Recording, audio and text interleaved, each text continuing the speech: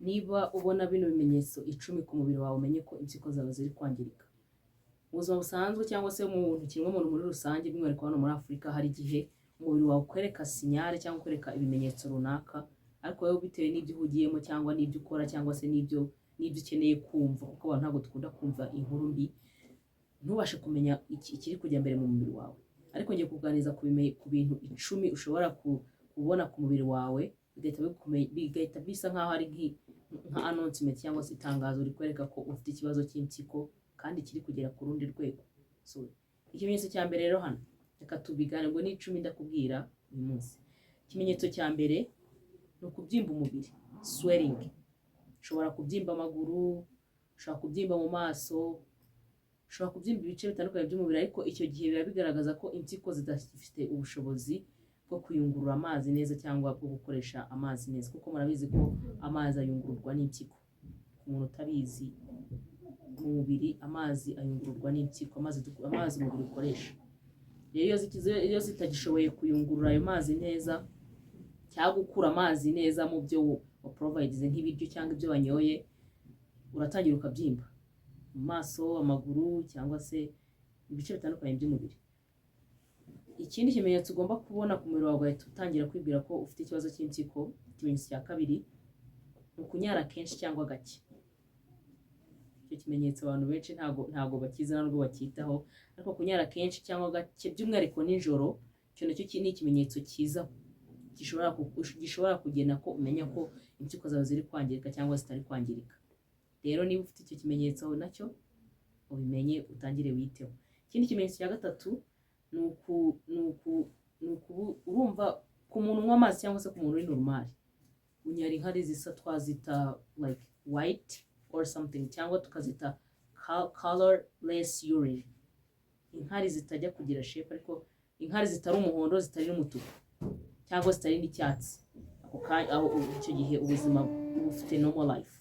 Ariko iyo zahinduye isura, zabaye zijimye cyane cyangwa zabaye umutuku cyangwa hajemo ibara nyine color iri suspicious, ako kanya ugomba guhita umenya ko urwaye kandi urwaye bikomeye.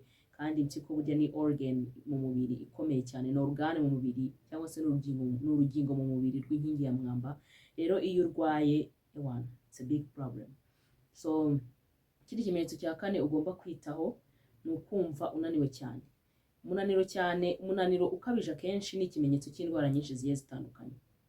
Mu ndwara tugenda tubona nyinshi itari n'izi z'impyiko, ariko rero niba unanirwa cyane ufite n'ibyo bimenyetso navuze haruguru, menya ko ufite ikibazo cy'impyiko.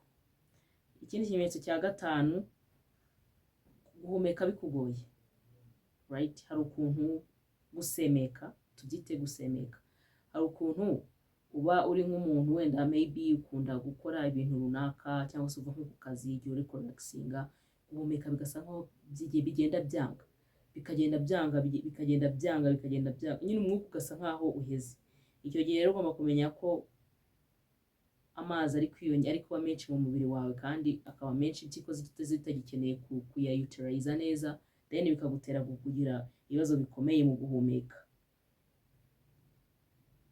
Ubwo nanone ikibazo cy'amazi menshi mu mubiri gishobora kuguteza ibibazo byinshi bigiye bitandukanye. Ikimenyetso cya gatandatu ugomba kwitaho ni ukubabara umugongo wo hasi, right, like mu mayunguyungu. Niba amayunguyungu, ubwo twese dutekereza ko cyangwa tuzi ko impyiko ziba mu mayunguyungu. Niba uhababara cyane urarwaye. Niyo mpamvu bibaye byiza watangira gufata like ambition yo kugira ngo utangire wivuze hakiri kare mu gihe ufite icyo kibazo cyo kubabara ku mugongo wo hasi. Ikindi kimenyetso cya karindwi ni ukubura apeti. Kubura apeti ni akenshi n'ikimenyetso kibi, cyangwa like it's a symptom ku ndwara nyinshi zikomeye cyane.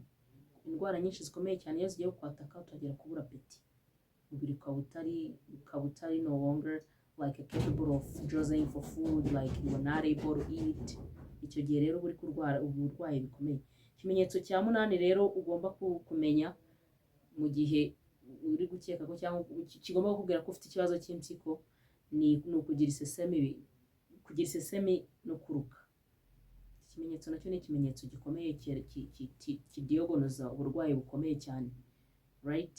Iyo ufite uburwayi bukomeye cyane mu mubiri, ibimenyetso bibiri, kubura apeti no kuruka, ubwo urumva ni same no ku mpyiko, kuko impyiko nayo bwose uburwayi bworoshye. Rero ugomba kumenya, kuba aware cyangwa se ugomba kumenya ibyo bimenyetso. Ikindi kimenyetso ni kugira uruhu rwumye cyangwa urukuma ariko rukajya rukuryaryata. Ukabona umuntu afite umubiri warisatuye, ukabona umuntu afite umubiri ewana ntibasha gusobanura se uyu mubiri w'uyu muntu what, ariko iyo umubiri wawe uri kugenda wuma, kino ni ikimenyetso cy'uko ufite ikibazo cy'impyiko. Ikindi kimenyetso rero cya 10 ni high blood pressure idasanzwe, kugira umuvuduko w'amaraso yihuta cyane udasanzwe, like hypertension blood pressure. Rero iyo bifite ibyo bimenyetso byose navuze haruguru, ufite ikibazo cy'impyiko, kandi ugomba kubimenya ukitabaza muganga hakiri kare, kuko impyiko iyo ubonye bimwe bimenyetso kuri early stage cyangwa se hakiri kare, abaganga bagutegeka ibyo ugomba gufata, by'umwihariko ibyo ugomba kurya no kunywa, then bikagufasha. Ariko iyo utera hagati mu ryinyo bro, I promise yuko impyiko iyo uzirwaye ni uburwayi budapfa gukira. Rero iyo bibaye byiza, biba byiza iyo bifatiranye hakiri kare, ukirinda ibyo bintu birimo umunyu mwinshi cyane wangiza impyiko, ibiryo byanduye nabyo, cyangwa ibiryo byanduye nabyo bitera impyiko. Ariko ugomba kumenya biriya bimenyetso byose, ukamenya uko ubimanaginga, ukamenya se niba ufite kino kimenyetso, niba ndi kubura apeti, umubiri wanjye ufite ikihe kibazo, niba naniwe cyane, umubiri wanjye ufite ikihe kibazo. Nyine buri kimenyetso cyose ubundi kije ku mubiri wawe ugomba kumenya, kandi by'umwihariko ukamenya n'ikiri kubitera. Ese biri kuva mu byo kurya urya, wahinduye indyo maybe bikaba byahindutse, ese byatewe n'ibyo wanyoye, ese byatewe, biriya bintu byose, ibyo bintu byose ugomba kubimenya. Kandi kubimenya nta kundi, iyo waje kubimenya nta kindi gikurikira, ni ukujya kwa muganga ugashaka treatment. Kandi wibuke ko treatment ntago zihenda, hahenda kwivura. Treatment zirahenda, ariko kwirinda ni ibintu biri simple. It's a simple thing to do. So it's better you put a prevention on that, and it's better you be aware of all of that symptoms and signs.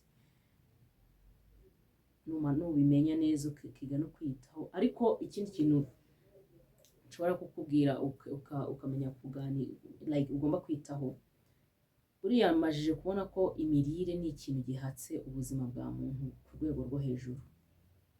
Ibyo urya bishobora kugutera uburwayi, ariko bishobora no kugukiza. Niyo mpamvu I recommend you, niba uri umuntu utarya indyo yuzuye, tangira ubyiteho. Niba uri umuntu urya indyo imwe, okay, maybe nibyo ushobora kuaffordinga muri ako kanya, ariko for example ibiryo biba biri aho bihenze hanze ahangaha ushobora kubona, nubwo byaba bigoye kubibona, ariko niyo byaba bihenze tekereza ubuzima bwawe. Ubuzima bwawe nicyo gishoro, ubuzima bwawe nicyo kintu gihenze. Uburwayi ni wrecking ikomeye cyane, it's like a wrecking, sinzi ukuntu mu Kinyarwanda nakwita wrecking, ariko ni ikintu cyiza kikagukubita nyine ku buryo ujya hasi ku rwego kubura umutwe bigorana, sinzi ukuntu nacyita mu Kinyarwanda, ariko that's it. Nicyo indwara ivuze, right? Kuba iyo ufite impyiko ntubasha kwicara igihe kinini, hari ibintu byinshi cyane utabasha gukora mu gihe udafite impyiko nzima. So rero mu gihe uzi neza ko ushobora kwirinda, mu gihe uzi neza ko hari ikintu ushobora gukora kikagukingira ibyo bintu byose, ntuzite ko gihenze, ahubwo uzagikore hakiri kare. Nk'ubu nahita nkukubita nka tip nziza cyane, abantu mujye munywa amazi, ariko amazi ari mu rugero. Tuzareba ibihe byiza byo kunywa amazi, sometimes turebe n'ibintu n'igihe ushobora kunywa amazi akaba yakwangiza, ariko amazi ni ubuzima. Ufashe litiro, nkanjye nk'ibiro byanjye uko ngana ku munsi, nshobora gufata litiro, ariko ubwo ni too much. Wenda nk'iyo numva BP yanjye yazamutse, kuko nta muntu utayigira, nanjye ndayigira, nyimaranye n'igihe, ariko njyewe ndagerageza ntabwo ijya izamuka, nta nubwo nyine ndagerageza, ntabwo njya mfata imiti, ntabwo njya, ariko mfite BP, I know that I have a blood pressure, ndayifite. Rero ndagerageza mu bintu byose mfata, umunyu nkawuregera, isukari yo I'm not a sucker to sugar, ntabwo nkunda isukari nyinshi mu busanzwe, ariko ndagerageza ewana nkashyira prevention kuri ibyo bintu byose. Rero if you are not aware of your health, I promise you ko there is nothing you're doing. Nta kintu uri gukora, kuko ubuzima nibwo budufasha gukora n'ibindi bintu byose bigiye bitandukanye. Iyo udafite amagara mazima, zero, you are walking on zero. So menya ibyo bimenyetso byose, niba ubifite jya kwa muganga, ibyo muganga utegetse gufata bari byo ufata, niba ari kubwira ngo reka bino bintu bireke, ubuzima buzagenda neza. So usubscribing niba wakunze ikiganiro, commenting ikindi kintu naza kuganiriza ubutaha, usharing, ushobora kuba ufite abantu barwaye impyiko cyangwa se bakaba bafite ibyo bimenyetso bakaba batabizi, then na liking, kuko the more you like, the more it spread to a lot of people.